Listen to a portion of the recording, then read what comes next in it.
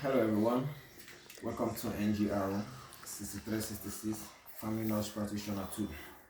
The topic is skills and procedure for primary care pediatric and young adult patients, part 2, which is the oral debrief.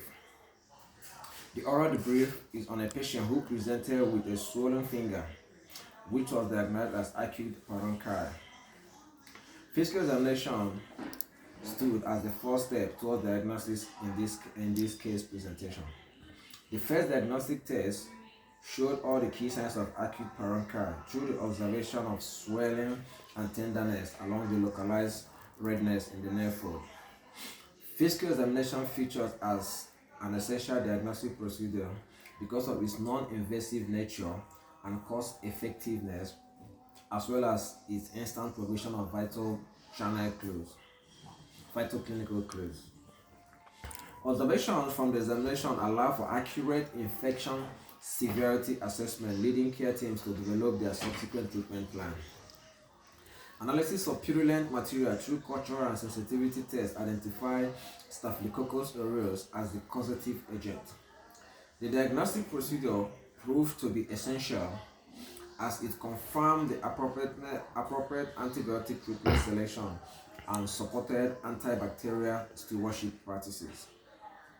This approach worked to identify particular bacteria before starting antibiotic treatment, which minimizes both therapeutic failure risk and antibiotic resistant emergence.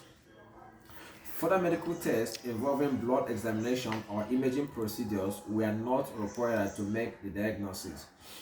The shallow nature of parenchyma made ultrasound tests unnecessary, even though healthcare providers sometimes perform these procedures for corresponding infections.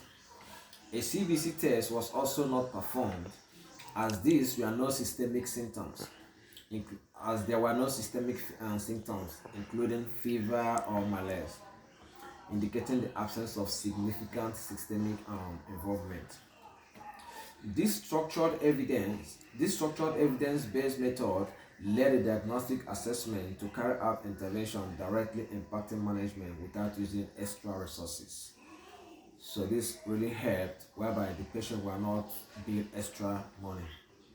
So just of note, incision and drainage was performed through the help of my instructor, as well as antibiotic prescription, which helped in the treatment.